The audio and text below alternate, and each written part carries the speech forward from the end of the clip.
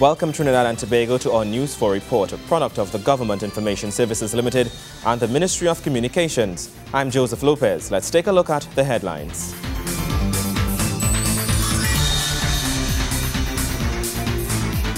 In an effort to increase economic diversification, more items will be exempted from import tax duties in 2013. Part 2 of the special 3-part feature on the Ministry of Energy. And we take a look at Best Village celebrations in Mount Diablo.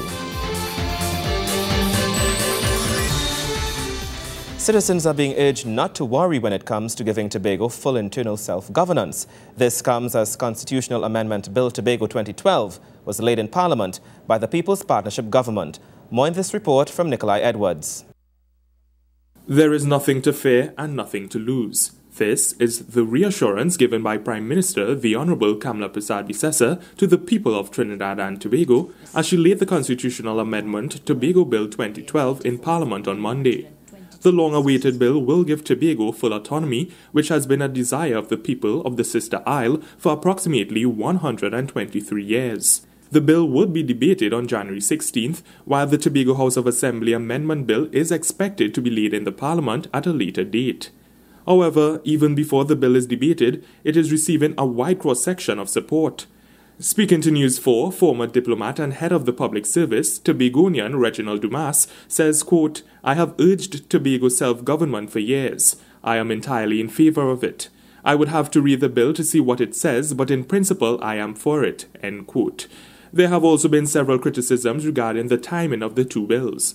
However, the Honourable Prime Minister had a firm stance in responding to such critics. Mr. Speaker, we say if not now, when? They have waited for over 123 years, Mr. Speaker, for internal self-government. If not now, when? Should they wait for another 123 years? The hour is now. The chance is ours. This moment will be a landmark in the destiny of Tobago. If those with the power to make it happen recognize the proposed paradigm shift is not about one-upmanship, but rather about doing what's right and long overdue. Tobago Organization of the People leader Ashworth Jack received recognition from the Honourable Prime Minister for being the driving force behind the bill. I want to pay special thanks to the leader of the Tobago Organization of the People, Mr. Ashworth Jack, and members of the Tobago Organization. Indeed, Mr. Speaker, it was on Mr. Ashworth Jack's insistence when he joined the partnership in 2010, that this would be a main pillar and a main plank of the government in its relationship with Tobago. Today we honour that pledge and that promise that we made to the people of Tobago. According to the Honourable Prime Minister, by the government's actions, the TOP and the People's Partnership are placing Tobago on Freedom Road. Nikolai Edwards, News 4. There is a new legislation in place to guide all matters before the Securities and Exchange Commission. The Securities Act 2012 has been proclaimed, and it's now the authority on all legal issues which the SEC is obligated to rule on. The Exchange Commission, in a statement, says the new legislation was proclaimed on December 28th of 2012 by the President of Trinidad and Tobago, His Excellency Professor George Maxwell Richards. The act came into effect from December 31st. The Commission says the new legislation will provide protection to investors from unfair, improper or fraudulent practices.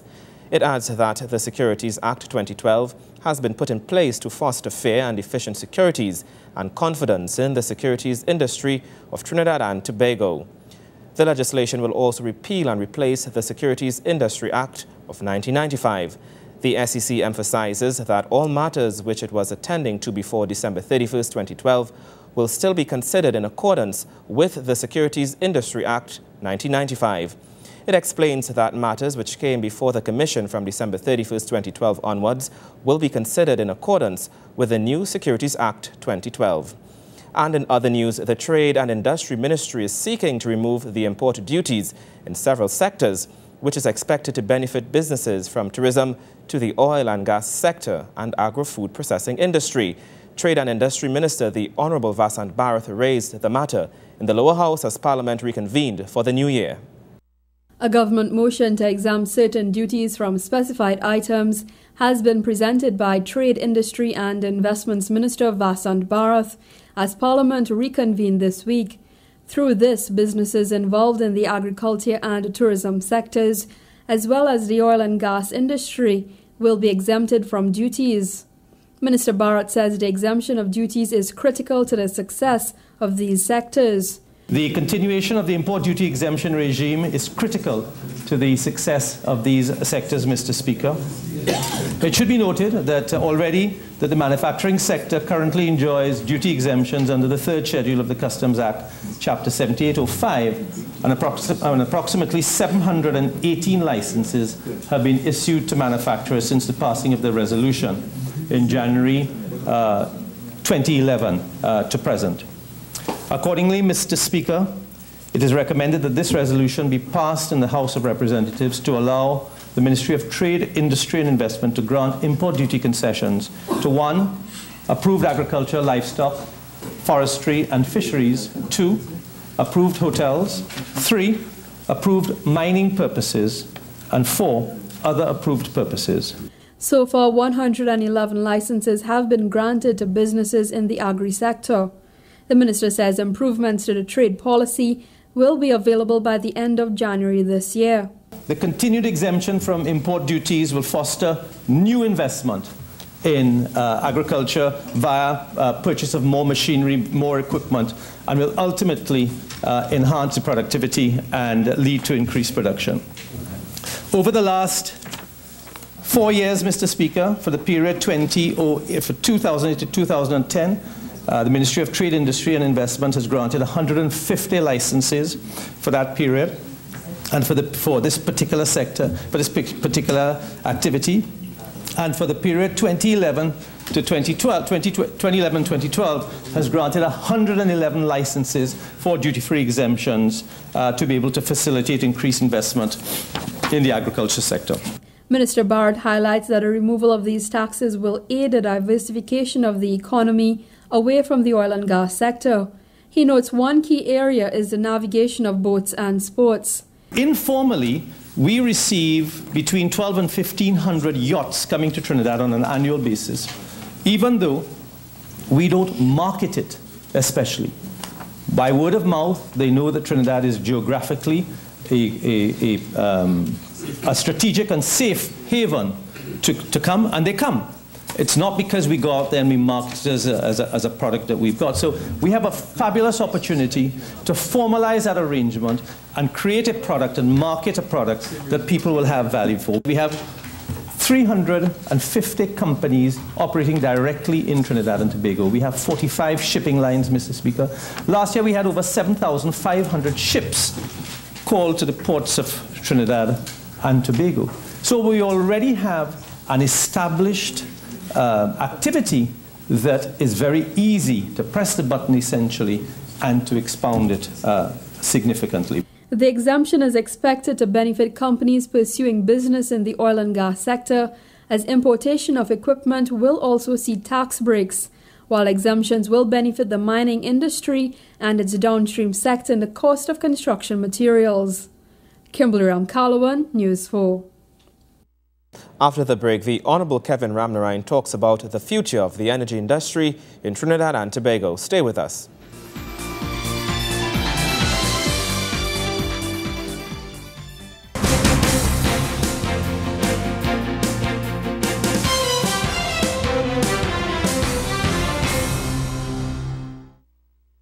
As government seeks to bring about legislative changes aimed at attracting investors, a new fiscal regime governing the energy sector on the cards.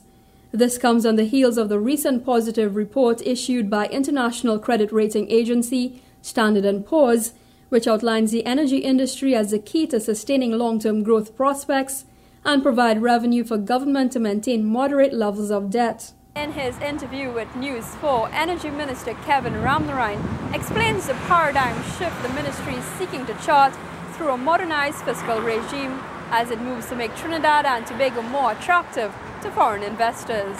If you examine every budget speech that has been made by the Ministers of Finance, two by Minister Winston Ducaran and one now by Minister Larry Hawaii, you would see a progressive relaxation in the tax, the fiscal regime as it relates to the energy sector.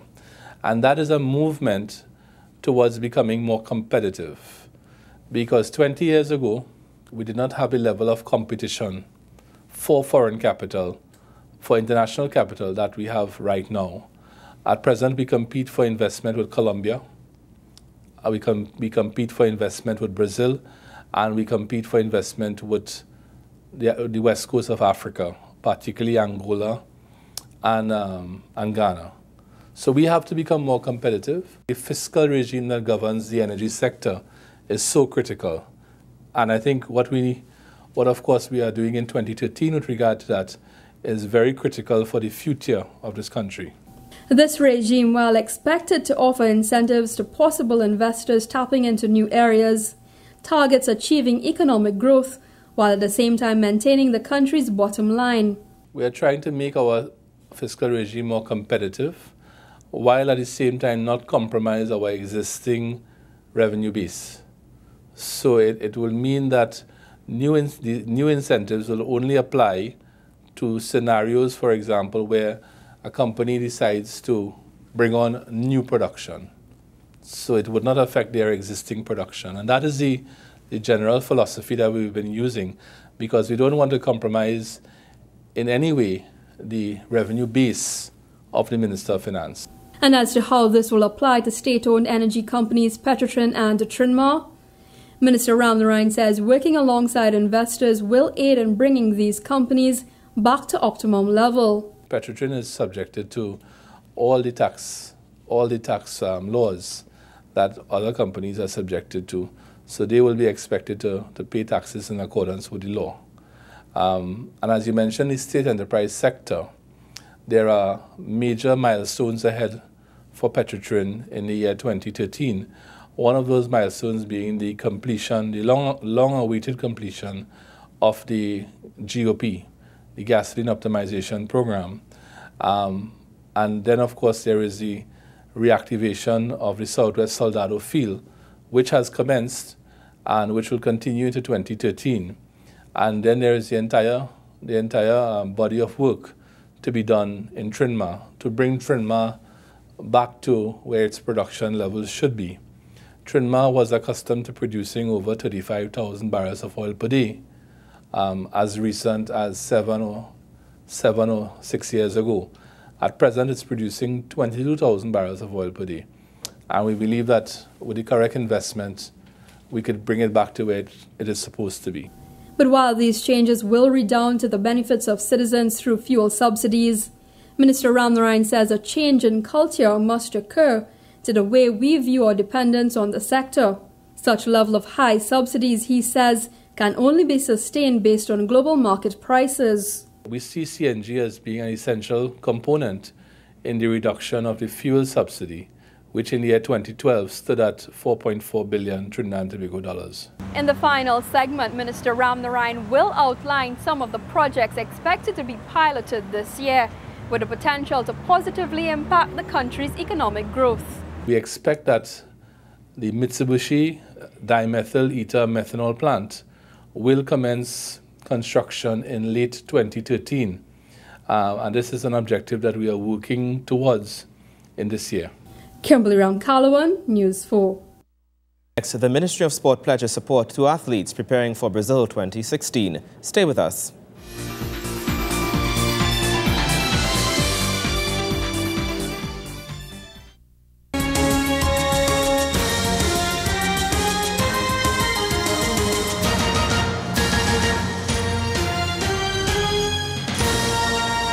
The nation's sporting success in 2012 has been unprecedented, but the Ministry of Sport does not intend to curtail its drive in areas of development and funding. At the recently held Spirit of Sport Awards, News 4 Sports discussed the way forward with a dapper Ashwin Creed, Permanent Secretary at the Ministry. Here's Wayne Cunningham with the details. Permanent Secretary in the Ministry of Sport, Ashwin Creed, was vying for the unofficial Best Dress Award at the Spirit of Sports Award, but took time out to reveal some good news for sport in 2013 and beyond. Cabinet approved a major investment plan coming out of this last Olympics in London to the tune of about $12 million a year, $48 million over the next 4 years. This Olympics London Olympics, we have had our best performance since the history of the Olympics. We have medal both in the 4x1 and the 4x4. As a matter of fact, the 4x4, it wasn't mentioned tonight, but the 4x4 broke a record from since 1992. It's a record that's set by Ian Morris, Patrick Dillis, Alvin Daniel, and Ian Morris. And I mean, since that time, you know, they were able to run under 3 minutes. We have had our individual medalists, right? And most of those athletes are very young. We have experienced athletes like Richard Thompson, Joe Vivian, who will move on to Brazil 2016. There is also promise at the junior level, as seen with the emergence of Kishon Walcott and the performances of Marcel Cedeno and Kanisha Span. So focus will not only be on the elite athletes. We have our elite athletes program, which is a work in progress. We would be expanding that to include a lot of junior athletes who are on the cusp of becoming elite. So a lot of young junior athletes can now benefit from the elite athletes program. We are now building facilities. 2013 is going to be a bumper year with respect to sporting facilities in Trinidad, and we are doing facilities at 3 levels. We are building mega facilities. So you will see the start of the aquatic center, the cycle track, and the tennis center. 3 sport youth facilities, major sporting facilities. At the second tier, you will see the start also of 8 regional facilities. We're going to be building 16, 8 in the first phase, throughout Trinidad and Tobago. And as we speak, there's work going on recreation grounds throughout the country, so that the people in the communities can look forward to a number of facilities. Disciplines like squash and badminton and so on, they now can have a home.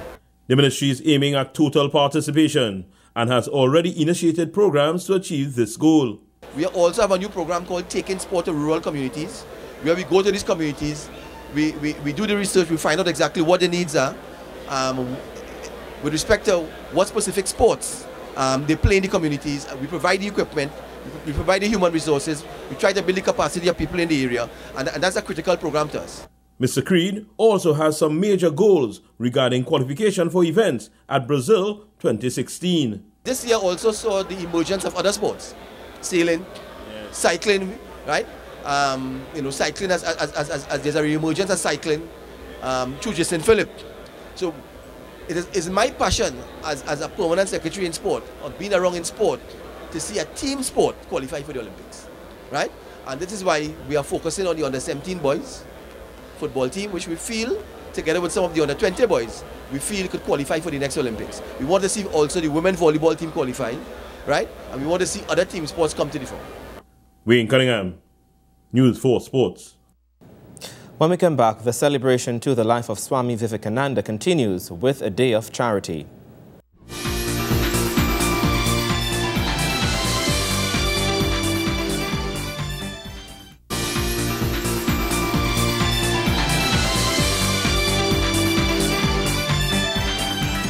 The Indian High Commission to Trinidad and Tobago today began its observances in light of the birth anniversary of Swami Vivekananda. For the entire month of January, citizens can also look forward to various activities that are open and free to them. The saying goes, charity begins at home. As many around the world prepare to celebrate the 150th birth anniversary of Swami Vivekananda, the Indian High Commission to Trinidad and Tobago, along with its partners, visited the Dar ul Hanan residential care facility. The visit on Sunday kick-started the list of events which the Indian High Commission, along with the National Council for Indian Culture and other stakeholders, will oversee. Those persons who reside at the home welcomed the Indian High Commissioner to Trinidad and Tobago, Malay Mishra, and the many youths who took the time to partake in the Day of Charity. We thought of you as a first destination to serve this country. And here are our young people, the youth generation, who have taken this mission forward for us. This mission is to commemorate the 150th birth anniversary of Swami Vivekananda, who was born in 1863. He did have a very short physical life of 39 years, but within that time, the amount of contribution he has made to mankind is stupendous. The way he has looked at life, at his own country, at awakening the consciousness of the world around, and the way he brought about reformation in the society of his time and for all times thereafter is indeed unique. So we are, again, as Sunita has said, we are just the instrument of this work which we are doing. This is a seva, as we say. Seva means service. And who would know better than all of you here that service to man is service to God.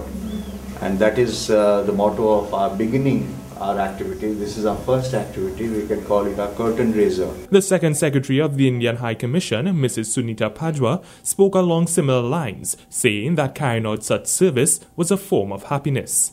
We are only a medium. We can't give any human being can't give anything to any other human being. It's God who's making us the medium to do anything. And in mathematics, when we distribute, it divides. But I believe in life, when we distribute, it multiplies always. And we are doing it for our happiness. So somewhere we have our selfish motive to be happy. The complex at Ravin Sewell Road, in which the home is located, was initially established in memory of indentured Muslims who came from India and their descendants. However, today, persons of various religions and backgrounds benefit from the Islamic community services of Trinidad and Tobago. The caretakers at the home were presented with a number of hampers which are to be used to meet the needs of the residents. Many other homes are expected to see the presence of the Indian High Commission throughout the month of January, while the main events are expected to take place from January 10th to 15th. Nikolai Edwards, News 4. The residents of Mondiabro Quarry Road were treated to a parade of Mokojambis, Indian dancers and African drummers on Sunday morning. The procession was part of the 50th anniversary celebrations of the Prime Minister's Best Village Trophy competition, a program of the Ministry of Community Development.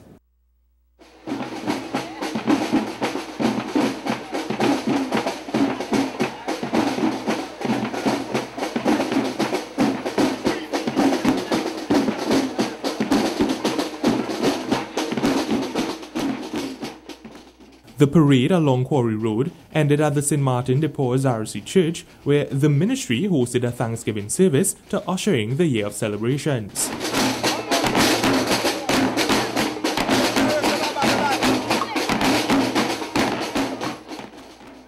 Speaking to reporters at a Thanksgiving service, Permanent Secretary in the Ministry of Community Development, Donna Faraz, says that many traditions were becoming extinct and the Best Village competition was an ideal opportunity to preserve heritage.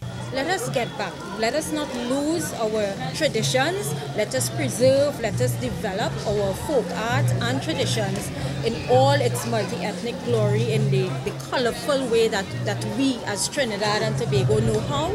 And let us use this to build our communities. It is an important aspect of community building, and we are not prepared to lose it at all. We are prepared to work with communities to develop it and build a stronger Trinidad and Tobago. She adds that the competition also bolstered community team spirit and camaraderie. She notes that a host of community mediation programs were being introduced in several parts of the country in association with non-governmental organizations. We will be having the official media launch next week, and you will be hearing more about that. And then we intend to go right through the year and end off with a gala where we will be recognizing some of the stalwarts who have really brought us to this 50th anniversary. You can't reach 50 years without people being dedicated and committing to this. So this is where we will go right. She also made a plea for the preservation of local art forms using technology. Ms. Faraz says some traditional games such as marble pitch were becoming lost. She adds the ministry was thinking about preserving the game by making it into a computer game.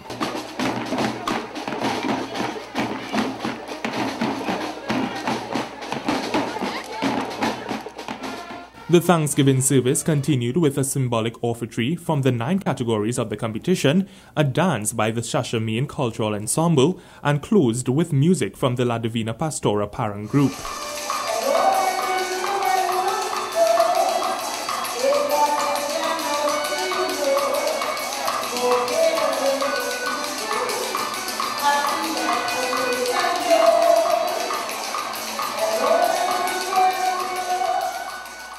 The national community can look forward to the events in the first quarter of 2013 that form part of the Best Village 50th anniversary celebration.